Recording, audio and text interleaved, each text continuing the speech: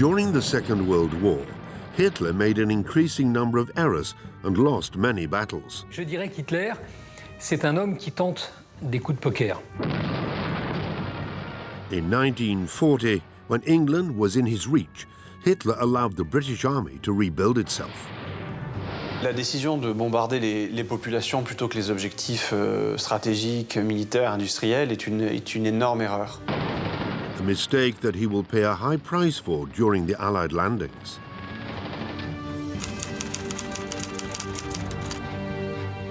In 1942, in yet another bad decision regarding the Red Army, Hitler sends his troops into the cruel Russian winter. Les armées allemandes ne sont pas équipées en froid. Donc les pauvres gars claquent des dents, quoi. Hitler loses almost 1 million soldiers in what would be the real turning point of the Second World War. Hitler a perdu la guerre à l'Est. In 1944, he launches an unnecessary attack in the Ardennes. Cette contre-offensive, ces généraux n'y croient pas. C'était une offensive qui ne pouvait marcher que sur le papier. The only one responsible for this massacre, Hitler used up the last of his troops and opens up Germany's doors to the Allied forces.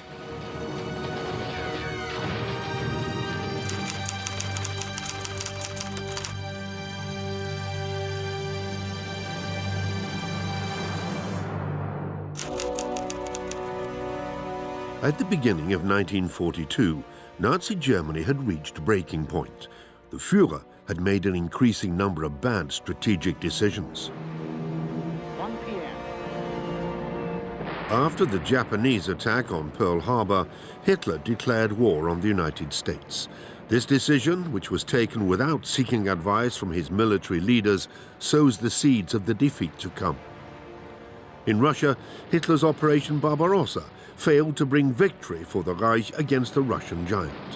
On the contrary, Stalin's counterattack pushed back the German army and forced them to face the terrible Russian winter.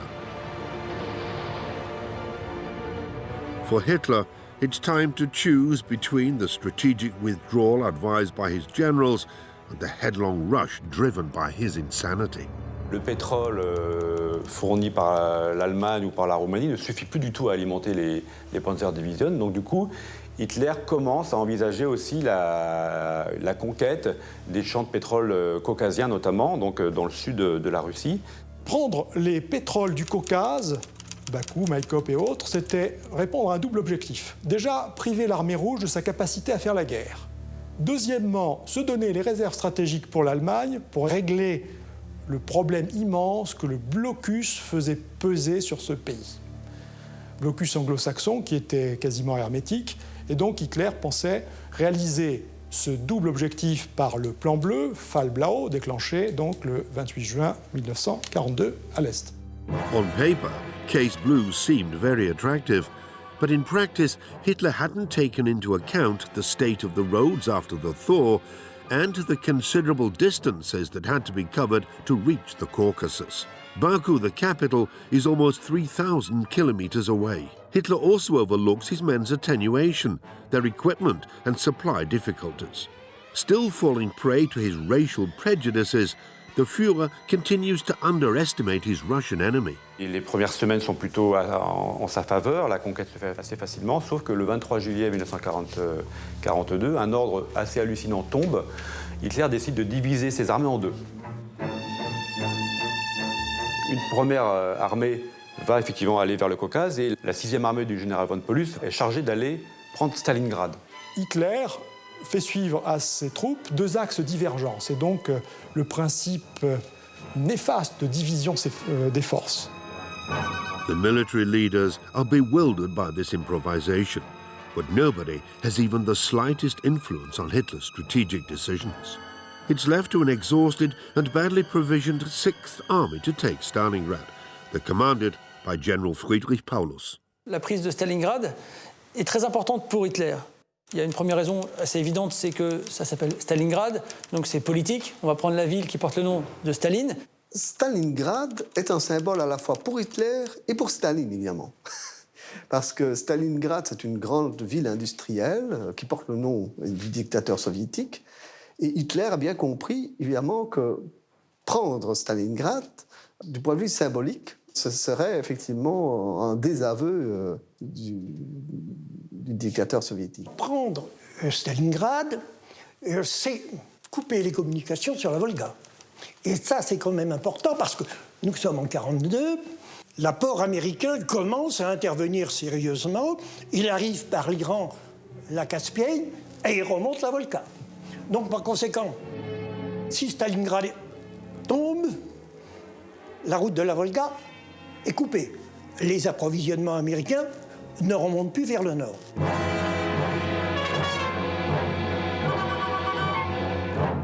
Le 23 août, au moment où les Allemands de Paulus, 6e armée, y arrivent, le soir même, déclenchement d'un bombardement. Un bombardement qui va avoir pour conséquence de transformer Stalingrad en ruine. L'ordre consistant à détruire tout ce qu'il est possible de détruire est un ordre qui est idéologiquement complètement cohérent. C'est-à-dire que ces gens sont des inférieurs, ils ont l'outrecuidance de nous résister, nous allons les réduire à néant. Voilà, pour résumer. Ce que Paulus ne réalise peut-être pas, c'est l'immense difficulté du combat urbain. Il est bien connu que les ruines pour la défense, c'est formidable. Lorsque l'on est dans une ville détruite, les armes fonctionnent différemment. Les armes effectivement utiles changent. Là où un char était très utile à découvert, il ne l'est plus dans une ville parce qu'à tous les coins de rue, il peut se faire détruire par quelqu'un d'un peu décidé, que ce soit avec un bazooka ou avec un cocktail Molotov, etc. Donc le combat change de nature. Il aurait mieux valu encercler la ville de Stalingrad et ne pas faire entrer l'armée allemande dedans. Les soldats allemands n'étaient pas habitués à la guérilla urbaine dans une ville démolie. Et donc, ils ont eu beaucoup de difficultés déjà tactiquement à s'adapter à ce genre de combat. Et les soviétiques, eux, de leur côté, ont mis des forces incroyables en face. Ils ont eu d'énormes pertes, mais ils voulaient absolument tenir. Donc, ça a été effroyable.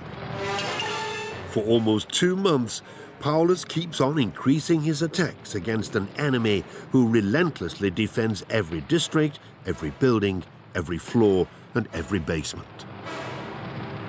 Ils ne parviendront pas à la Volga. Il y a un quartier qu'ils ne parviendront jamais à prendre. Et donc les troupes soviétiques, elles passent la rivière et il y a toujours des renforts qui arrivent heure par heure.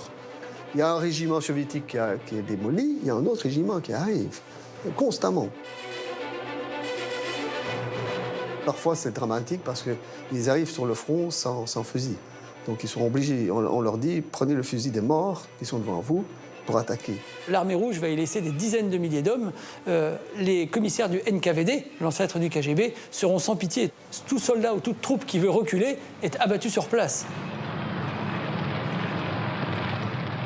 On citera le chiffre de 13 000 soldats abattus par les commissaires du NKVD. Donc, c'est pas rien. When the snow arrives in October 1941, the Germans again do not have the equipment they need for winter. With no significant reinforcements, untrained for urban warfare, and with poor supplies, the morale of the Wehrmacht troops plummets. Paulus se rend compte par des reconnaissances aériennes dès octobre que sur son flanc nord et sur son flanc sud-est, il y a de fortes concentrations soviétiques qui se font. Il est inquiet parce que sur ces deux endroits, ces flancs sont couverts par deux armées roumaines qui sont fort mal équipées pour la guerre en général et pour l'hiver en particulier. Il lui demande l'autorisation de faire effort pour pouvoir décrocher, car sinon, il va se trouver dans ce que les Allemands appellent un Kessel, c'est-à-dire un chaudron. Hitler va dire « Niet ». Non. On ne recule pas. On ne recule pas. C'est une stratégie de se reculer pour mieux réattaquer. C'est une stratégie militaire qui est vieille comme le monde. Et si on ne recule pas, on se fait manger. Si on recule, on refait ses forces et on peut réattaquer. On n'apprend pas ça au caporaux, quoi. On October the 14th, 1942, Hitler gives the strict order forbidding Paulus to retreat. His troops must stay in Stalingrad and win the battle at all costs. A month later, the Red Army launches a large-scale attack on 2 fronts around the city. Staline lance sa contre-offensive, il ne lance pas sur Stalingrad même, où il y a le cœur des forces allemandes, mais il va étudier le dispositif allemand. Et au nord et au sud de Stalingrad, il y a les troupes italiennes et roumaines. Et les Russes vont fondre sur ces troupes italiennes et roumaines qui sont d'une moindre valeur militaire et qui vont céder plus rapidement et qui va permettre l'encerclement de Stalingrad. When, on the 23rd of November 1942, the Red Army joins both its sides, Paulus's Sixth Army is caught in the trap. Une armée allemande enveloppée, ce n'était jamais arrivé, et donc Hitler donne l'ordre au Feldmaréchal von Manstein, provisoirement son commandement, de monter une opération de dégagement de Stalingrad par le sud. Von Manstein warns Hitler that he will only be able to create a corridor, allowing supplies to reach Paulus and enable him to escape. To do this, von Manstein's troops attack the Russians directly. But, anticipating this move, the Red Army launches a counterattack. Von Manstein is forced to withdraw before he is surrounded himself.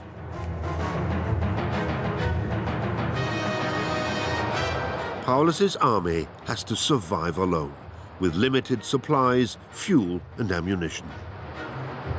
Pour alimenter cette 6e armée, cette 6e armée, en gros, ça fait dans les 250-260 000 hommes. Il faut un minimum de 500 tonnes par jour. Et Göring répond encore une fois présent. Kein Problem, mein Führer. 500 tonnes, vous en voulez 500? C'est pas 600? Non? Ok, 500, très bien. Moi, mes Junkers 52, ils vont y aller. Or, là-bas, ça bat la neige et le froid. Les Junkers 52, avec la mauvaise essence, la mise en route, les moteurs ne démarrent pas, ça ne chauffe pas, et puis il peut en amener 100 tonnes, quoi. Manque 400. Donc, au bout de 8 jours, manque 3200, quoi. Hein. Le résultat des courses, c'est que la 6e armée, au sens vrai du terme, va crever de faim. Elle va crever de faim, puisqu'il faudra quand même donner une certaine priorité aux munitions. On the 10th of January 1943, the Red Army launches a final assault, designed to reduce once and for all the Stalingrad pocket of troops. 15 days later, when the Russians cut the German forces into 2, Hitler once again repeats his order to Paulus that his troops must not retreat or surrender.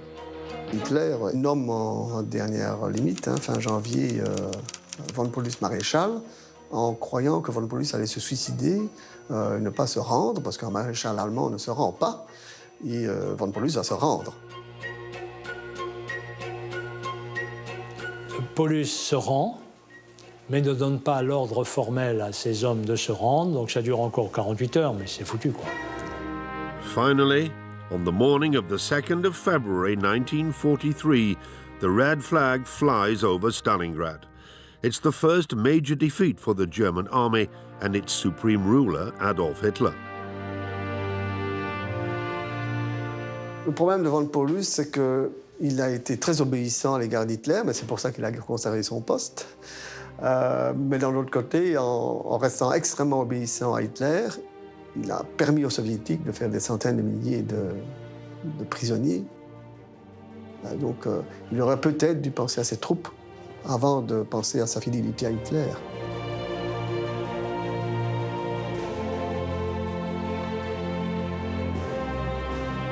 Je crois qu'une caractéristique de cette guerre en Russie, toute guerre est inhumaine, mais celle-ci l'est particulièrement. Les Allemands ont été affreux et les Russes leur rendent l'appareil.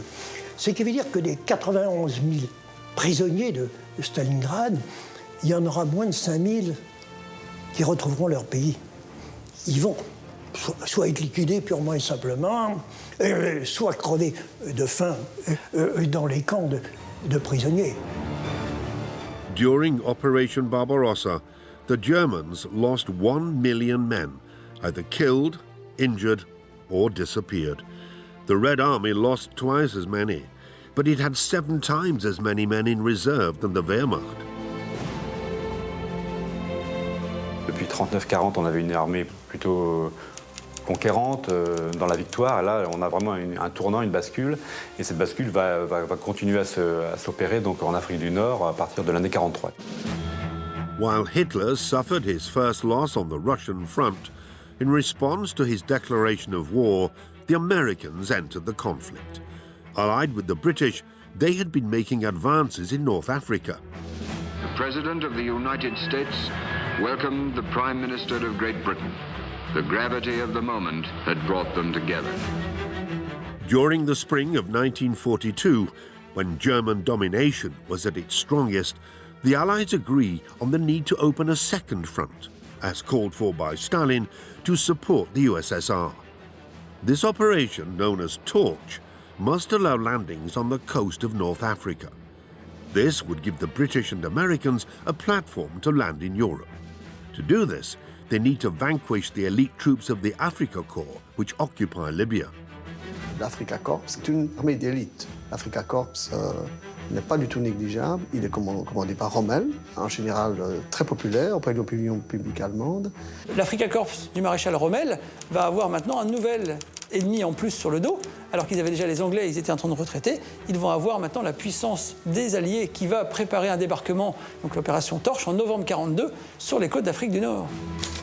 On November the 8th, 1942, Operation Torch, involving 100,000 soldiers, sets out from 200 war buildings. 3 groups are in charge of establishing 9 bridgeheads along a 1,500-kilometre coastline. They are soon battling General Rommel's troops, who are allied with the Italians.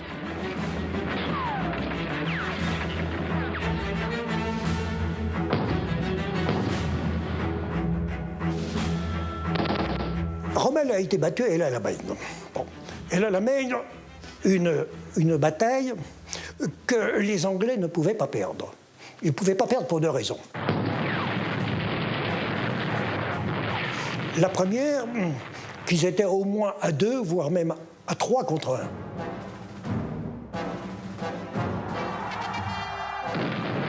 Deuxièmement, ils étaient près de leur base. Tandis que Rommel, sa base, elle était loin. C'était Tripoli, un peu Benghazi, et plus loin, la Tunisie. Donc, il a été battu.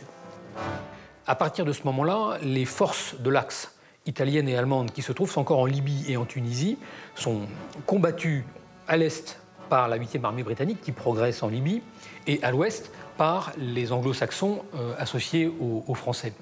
Ils sont encerclés, en fait, de plus en plus. Et à la fin, Rommel signale effectivement à Hitler la nécessité de rapatrier les troupes d'une façon ou d'une autre, ou en tout cas d'arrêter les combats. And in North Africa, Hitler makes the same mistake he made in Stalingrad. Once again, he persists and demands that his army hold their positions down to the last man. Il eût été préférable de quitter l'Afrique du Nord, de se replier en Italie, plutôt que de tenter de résister à tout prix, plutôt même que d'envoyer des renforts, comme Hitler le fait, en Tunisie. Thousands of young German soldiers who had just landed would be sacrificed in vain. La seule chose, c'est que Rommel est rappelé par Hitler, parce que Rommel est une figure très populaire en Allemagne, un des meilleurs généraux allemands, et donc il aurait été catastrophique que Rommel soit fait prisonnier. Little by little, the noose is tightening. The superiority of the Allies' equipment is overwhelming, and their blockades of artillery inflict serious losses on enemy troops. But the Afrika Korps continues with its suicidal counterattacks. The Tunisian mountains will become a graveyard for the majority of the German soldiers. Ceux qui avaient reçu ordre de se battre en Tunisie, se sont battus jusqu'au bout. Ils se sont battus jusqu'au bout. Lorsque la Tunisie a capitulé vers le 8 mai 1943, il y a eu 130 000 Allemands qui se sont trouvés prisonniers en Tunisie.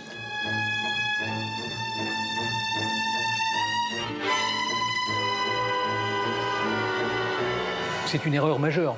C'est une erreur majeure qui aboutit à une défaite terrible, à une quantité de prisonniers, non seulement italiens, mais également allemands, tout à fait considérable. J'ai tendance à penser que le désastre tunisien, le désastre de l'Axe en Tunisie, est probablement pire en matière stratégique et en termes de puissance militaire que ce qui se passe à Stalingrad. C'est symboliquement moins fort, c'est aujourd'hui moins connu, mais c'est un désastre qui est probablement pire pour les armes de l'Axe que ce qui se passe à Stalingrad. Il perd autant de troupes. L'Axe perd autant de troupes, sinon plus, en Tunisie qu'il n'en perd à Stalingrad. In May 1943, on the Russian front, the situation is no better. The Germans have been pushed back everywhere. Hitler wants to take the initiative after his failures in Moscow and Stalingrad. In Kursk, the opportunity for a counterattack emerges for the German military. A 150-kilometer pocket was created at the front line during the Russian attack in the spring of 1943. Les soviétiques ont formé dans le dispositif allemand ce qu'on appelle, selon qu'on le regarde, un saillant ou un rentrant, c'est-à-dire une grosse bosse. This salient has several important weaknesses in its defense. Hitler a eu l'idée de la percer par une offensive blindée majeure, de manière à encercler les armées soviétiques qui étaient dans cette poche et avoir une victoire. Le véritable objectif d'Hitler, c'est de faire encore de la communication. Car après Stalingrad, tous ses alliés, Mussolini compris, lui ont dit « il faut faire la paix avec Staline, maintenant on ne peut plus tenir ».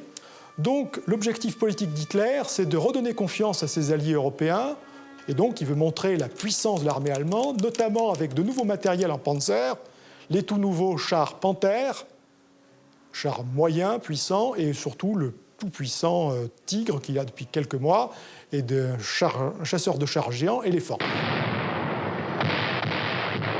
C'est vrai que le Tiger et le Panther étaient d'excellents chars. Les Allemands ont un passé de blindés excellent. Ça n'arrive pas aussi vite qu'ils ne le pensent. C'est ça le problème. Parce que il ne suffit pas de dire il n'y a qu'un faucon, quoi. Hein. Tout ça se passe très très loin des centres industriels allemands où sont produits ces chars, où sont produites ces armes, et il faut le temps de les acheminer. Et ce sont des choses que tout le monde oublie, mais il faut les mettre dans des trains, il faut que ces trains parviennent à progresser, malgré les partisans soviétiques qui commencent à devenir très très efficaces, malgré l'aviation soviétique, et donc tout ça prend du temps. General von Manstein is in favor of a quick attack.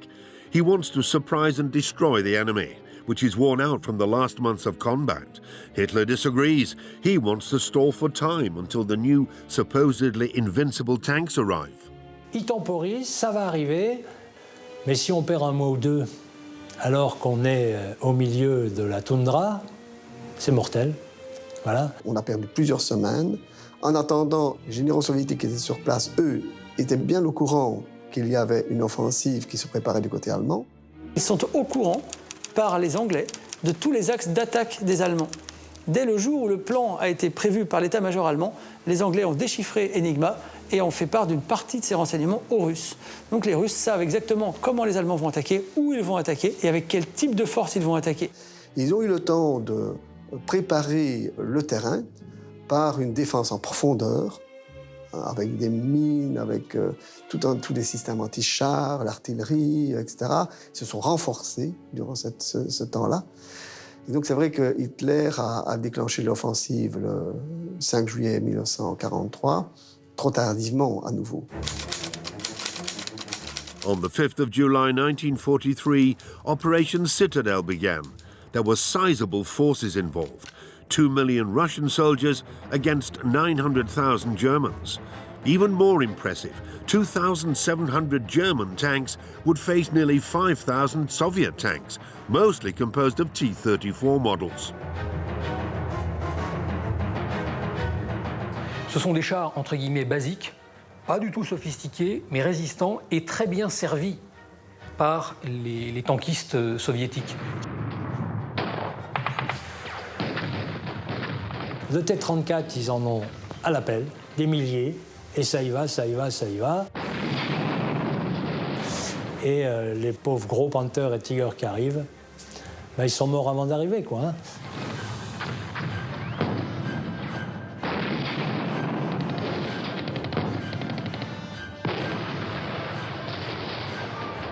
La bataille de Koursk va être la plus grande bataille de blindés de la Seconde Guerre mondiale. Et ça va être le cimetière des blindés. L'offensive nord va très rapidement tomber sur des défenses soviétiques impénétrables et ils vont s'y casser les dents, ils vont être obligés de reculer. Vers le sud, les défenses vont être enfoncées, les défenses soviétiques. Mais très rapidement, les troupes allemandes ne peuvent pas tenir, ils n'ont plus assez d'hommes, ils perdent un matériel fou et les soviétiques se renforcent de jour en jour. Les unités blindées allemandes combattent quasiment à 1 contre 2. Et donc très rapidement, malgré la valeur de ces unités blindées allemandes, le combat tourne à l'avantage des soviétiques.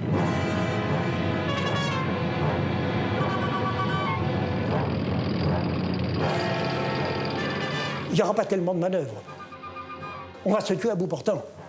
Ça va être, dans un sens, si vous voulez, un Verdun des chars. The loss at Kursk is another demonstration of Hitler's inability to lead his armies. In 50 days of fighting, the Wehrmacht has halved in numbers. Que l'armée allemande prenne ou pas ce saillant n'aurait pas changé la guerre. Il aurait mieux valu du côté allemand battre en retraite et de faire une ligne de défense, mettons, à l'ancienne frontière de l'Union soviétique, de faire quelque chose de solide, que de mener ces combats en retraite permanents, perdant des milliers de camions et de blindés qui ne pouvaient plus rouler. Là, ils ont eu des pertes épouvantables en matériel et en hommes. C'est un événement majeur parce que, après Koursk, les Allemands n'auront plus l'initiative sur le front de l'Est. Ils ont perdu tellement d'hommes et de matériel là.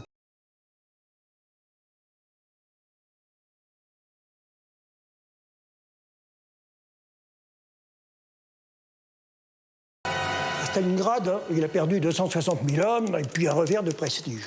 Enfin, la Wehrmacht était toujours là. Tandis qu'à Koursk, Hitler a perdu la guerre à l'Est. In 1944, the Germans retreat on all fronts. Hitler also believes there will be an imminent Allied landing, so he is on the defensive. Hitler pense que le débarquement se fera autour d'un port en France, et donc il a privilégié une zone possible de débarquement plutôt dans le nord de la France.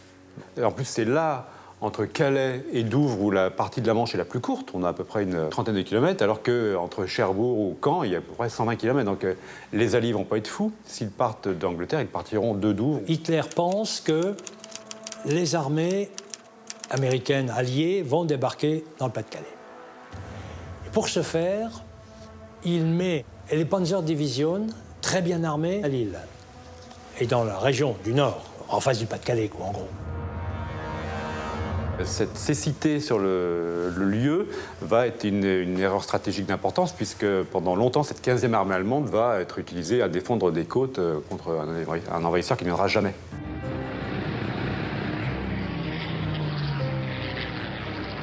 To mislead Hitler, the Allies increased the number of fake operations.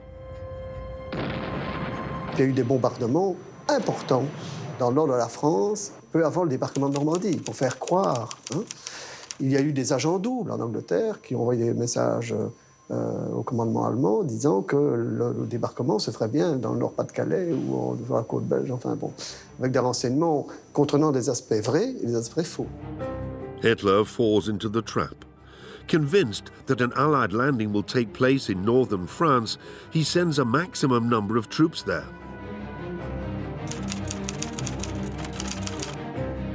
When Operation Overlord begins on the 6th of June 1944, the first wave of the Allied attack doesn't land in the Pas-de-Calais. Instead, they are 300 kilometers away on the Normandy coast, precisely where the German position is less defended. Given the seriousness of the situation, the German military leaders must urgently redeploy the panzer divisions to face the Allied troops. They must call Hitler. Only he can give the order. 6 juin 1944, incroyable, Hitler s'est couché à 4 h du matin et il ne faut pas le réveiller. Le matin du 6 juin, on n'a pas le droit de le réveiller. Von Rundstedt, qui est commandant du Grosse Paris, insiste, mais on lui répond « Non, non, non, sous aucun prétexte. » Mais oui, mais il faut me lâcher les divisions qui sont... Non, non, non. The hours go by, and the waves of Allied attacks keep coming one after another. Il va se réveiller qu'à 10 heures. Les opérations sont déjà extrêmement engagées. Il faut prendre des décisions tout de suite. Tout est bloqué. Hitler est le seul qui a la main pour bouger les divisions de Panzer. En France, il y a 10 divisions de Panzer. C'est l'arme qui peut faire la différence face aux Alliés au débarquement. Les 10 divisions de Panzer, c'est ce que redoutent le plus les Alliés. S'ils sont engagés sur le front de Normandie, le débarquement devient une affaire beaucoup plus compliquée et beaucoup plus incertaine. When informed of the Allied landings, Hitler refuses to reverse his judgment and still thinks that the Allies are trying to manipulate him. Il dit c'est pas vrai quoi. C'est pas vrai. C'est une intox. Donc je garde mes Panzer Division. Il a cru que c'était une diversion, que le débarquement allait très prochainement se faire dans le nord et pas en Normandie, que c'était une opération secondaire. By midday, Hitler still hasn't taken action. During this time, the Allies seize the beaches one by one.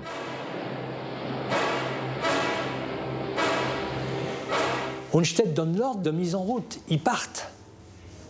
La grande chancellerie rappelle en disant « Zurück, demi-tour ». Il n'est pas question. Et pendant ce temps-là, les partisans, enfin nos FFI font sauter les ponts. Et quand Hitler se rend compte vraiment qu'il faut y aller, les trains sont obligés de descendre jusqu'à Montargis, Sens, pour remonter, parce qu'il n'y a plus de pont sur la Seine. Eh oui. Hitler va retenir 7 divisions de Panzer dans le Nord-Pas-de-Calais et il va seulement en envoyer 3 en Normandie. 70% de ces chars vont rester l'arme au pied pendant que les combats se dérouleront en Normandie. Ça va permettre aux Alliés de renforcer tous les jours cette tête de pont et d'assurer la libération de la France et de l'Europe. Si Hitler n'avait pas dormi ce matin-là et s'il avait accepté d'écouter ces généraux, ces maréchaux dont c'est le métier, eh bien, il aurait donné l'ordre. Dans les 48 heures, les Panzer Division étaient en face d'Omaha Beach. Eh bien, peut-être que les Alliés seraient repartis, auraient rembarqué, quoi. Hein. C'est de la politique fiction. N'empêche que. The military climate continues to deteriorate. Some dignitaries think that the time has come to make Hitler pay for his errors that have been so costly to the German army.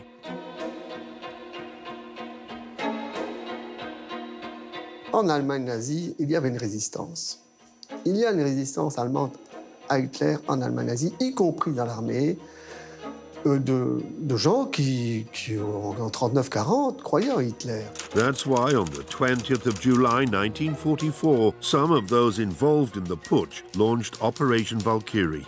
Les acteurs de l'attentat du 20 juillet 1944 sont en partie des officiers supérieurs et puis des officiers généraux de la Wehrmacht qui ont une vision très lucide de ce qui se passe à l'Est, qui savent que, dans un terme très court, la guerre est perdue et qu'il faut donc couper net la décision de poursuivre la guerre en tuant le chef des armées et, en l'occurrence, le chef de l'État.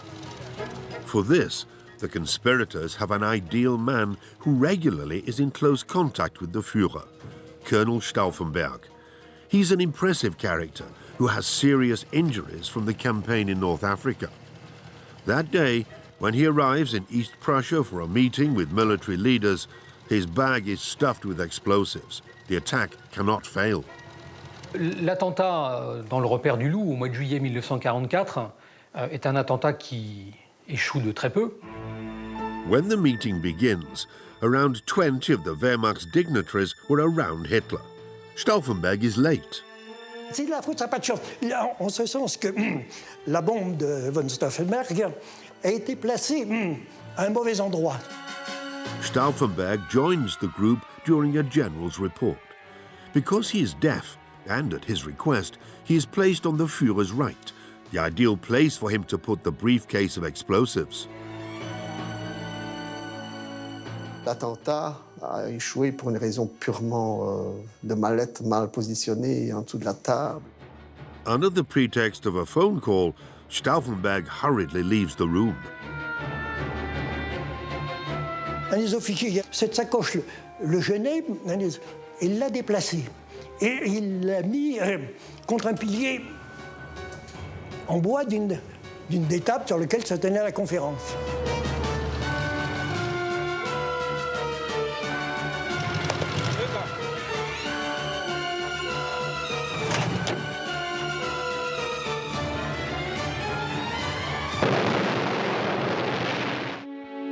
The explosion entirely blew out the building, but the conspirators failed in their assassination attempt. The attack only claimed 3 victims and miraculously spared Hitler. The dictator escaped with an injury to his right hand and minor burns on his body. Quelqu'un a dit la main du diable a protégé Hitler. Et c'est vrai, il aurait dû mourir ce jour-là. The same day, Mussolini arrives in East Prussia. He is welcomed by Hitler, who has his right arm in a sling. Miraculously spared, the Führer wants revenge. Et alors, il y a eu une purge à la suite de ça tout à fait considérable, parce que la plupart des membres de l'armée allemande, des commandants de l'armée allemande qui sont impliqués de près et même de loin, et même parfois de très loin, dans cet attentat, sont fusillés, éliminés. Rommel sera obligé de se suicider. Von Kluck, un des grands patrons aussi de l'armée allemande du moment, qui conduit de se suicider. Une partie des comploteurs seront pendus à des crottes bouchées. Les films seront visionnés par Hitler, qui fera voir son état-major personnel en tant qu'avertissement. His revenge is immense. In total, 5,000 people are killed in a purge which decimates the military. Hitler no longer trusts his army. Dans ce processus-là, c'est la SS qui va gagner en puissance. Himmler, maintenant, est le numéro 2 à côté d'Hitler, parce que Hitler, effectivement, confie à la SS cette remise en ordre. Et ça va avoir des conséquences dramatiques sur l'état du front, puisque plus que jamais, à partir de l'été 1944, le mot d'ordre va être un mot d'ordre idéologique. Il faut tenir. Tenir pour une question d'honneur, tenir pour une question de sacrifice si jamais on n'arrive pas à garder la position, et tenir dans l'espérance que, comme l'a promis Hitler et comme il ne cesse de le promettre, la guerre va connaître un retournement grâce aux fameuses armes miraculeuses dont on attend la production et l'entrée en service. But the miraculous weapons, like the flying bombs, which Hitler is so desperately clinging to, won't save them. Hitler, à partir de là, va développer à la fois un pathos en privé, qui se manifestera par des crises de larmes, ou par le contraire, par des crises de rage terribles. Hitler physiquement est diminué, mais psychologiquement est également diminué. C'est un homme qui est de plus en plus, dans sa tête, assiégé. C'est un homme très fatigué et prématurément vieilli. C'est un homme qui a à peine 55 ans, mais lorsqu'on voit les images, on voit un homme de 80 ans. L'état mental d'Hitler et physique se dégrade tout au long du conflit à mesure des défaites. Au tout début de la guerre, en 1939, il étonne Keitel en gambadant comme un cabri sur les carcasses d'un train blindé polonais. À la fin de la guerre, on le voit dans un film de 1945, sa dernière apparition, devant des Hitlerjugend, on voit un homme voûté, avec un visage marqué, ayant la main gauche dans le dos parce qu'il était pris d'un tremblement convulsif. En fait, Hitler était un homme atteint de la maladie de Parkinson. C'était un insomniaque.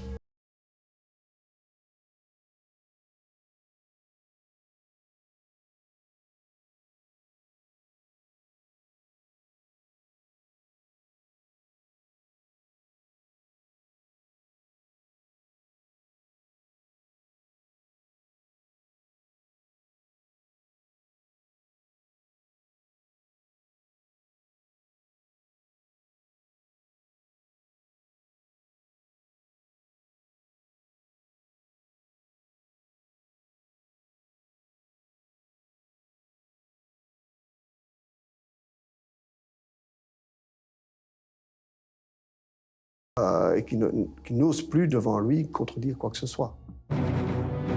On the Western Front in December 1944, the Allied forces are in Holland, Luxembourg, Saarbrücken, Brussels, Antwerp and Strasbourg, All officers have their eyes fixed on the Rhine, and the most optimistic ones believe the war will be over by Christmas.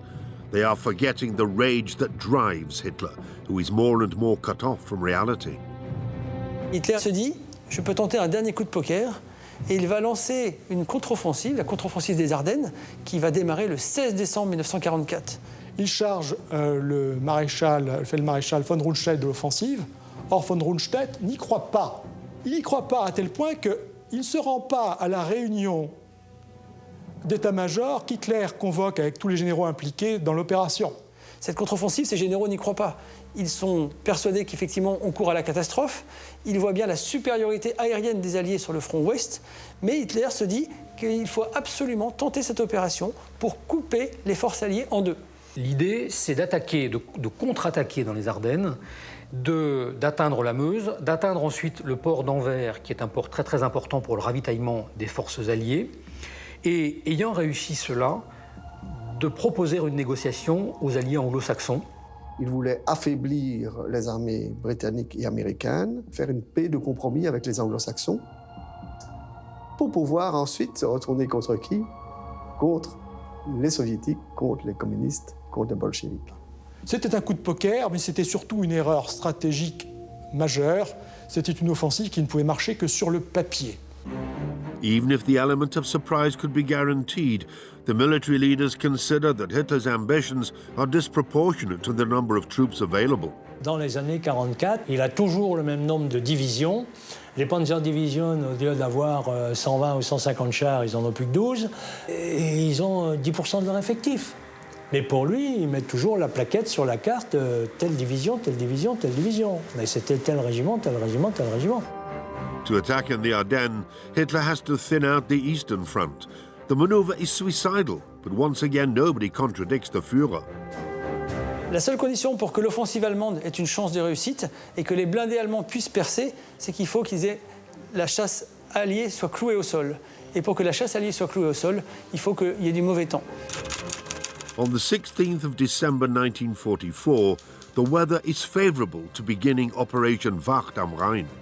When the Battle of the Ardennes starts, the American High Commander is knocked out by the scale of the attack.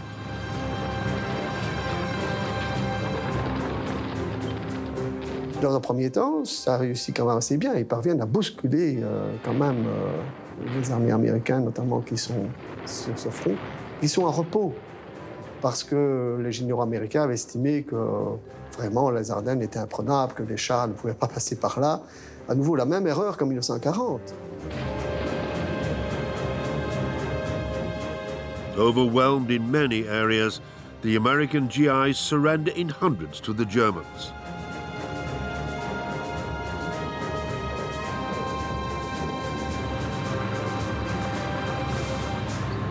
But the lightning attack by the Wehrmacht quickly fades. Les objectifs étaient tout à fait exagérés. En aucun cas, l'armée allemande à l'ouest était encore en capacité de percer le front jusqu'à Anvers. Choisir d'attaquer par un temps épouvantable, dépendre ainsi de la météo, est une folie. A fortiori, si l'on songe que cette météo est épouvantable pour les Alliés, mais qu'elle l'est également pour les Allemands, qui vont donc devoir combattre dans des conditions terribles. The two armies face each other to fight in freezing temperatures, often reaching -20 degrees. Le terrain étant rendu soit neigeux, soit bourbeux, les derniers chars, comme les chars de 70 tonnes, étant trop lourds. L'offensive a été freinée par les embouteillages, car le savoir-faire qu'avait manifesté l'armée allemande en 1940, où elle avait su gérer ces embouteillages, n'existe plus. On the 22nd of December 1944, only 6 days after the start of the attack, the German army began to run out of ammunition and especially of fuel. Le haut commandement de la Wehrmacht sous-estime par 5 les besoins en carburant. Le carburant va manquer. Le carburant manque déjà, c'est-à-dire que lorsque l'attaque est lancée, il n'y a à disposition que la moitié du carburant nécessaire pour atteindre les objectifs assignés aux forces allemandes. L'autre moitié devra être conquise sur les Alliés, ce qui est quand même un pari complètement incroyable.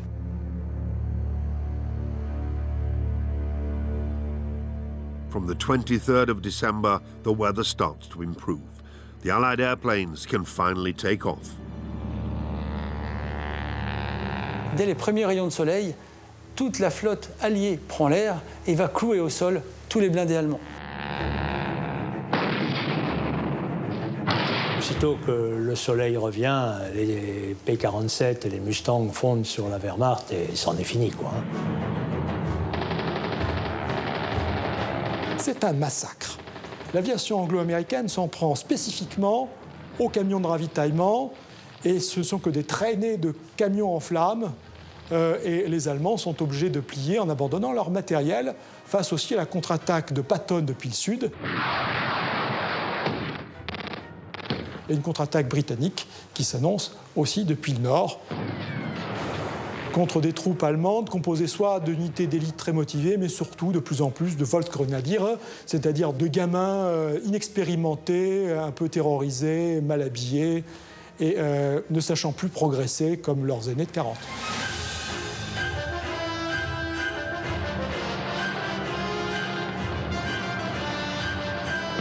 La bataille des Ardennes débute à la mi-décembre 1944, elle s'achève le 31 janvier 1945.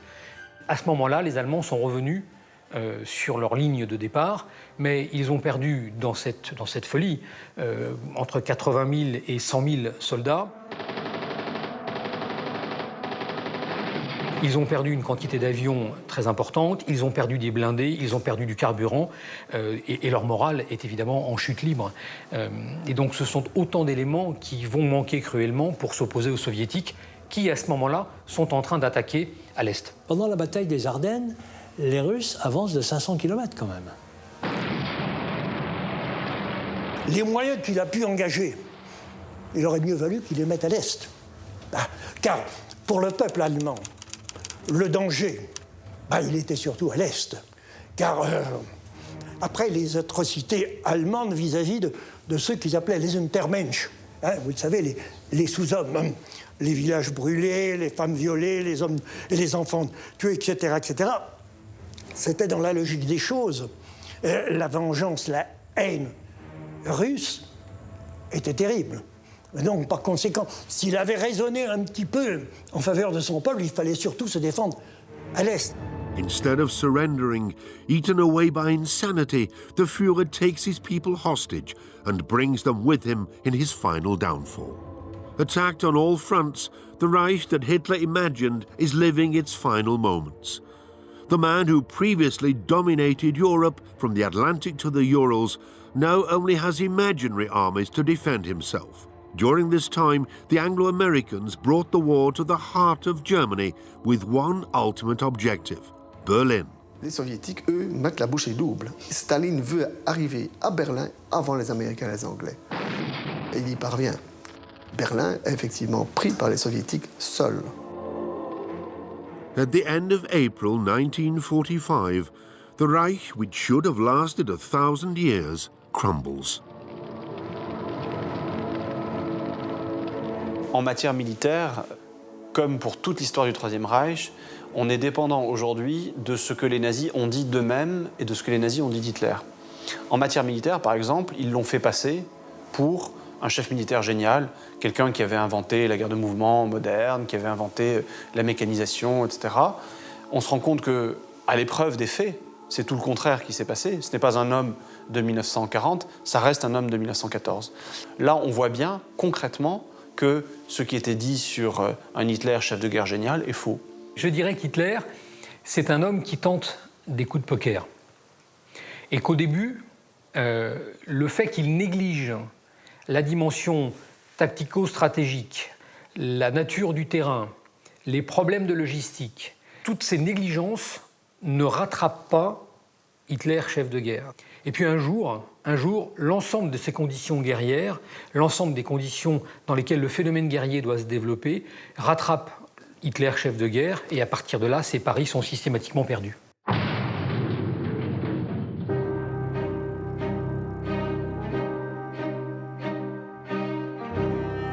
Finalement, son ultime stratégie, c'est celle du suicide. Suicide du peuple allemand, suicide de son entourage proche dans ce bunker sordide, écrasé par l'artillerie soviétique. Et c'est donc un homme fini et désespéré qui a usé tous ses trucs, qui se tire une balle dans la tempe après avoir empoisonné sa maîtresse.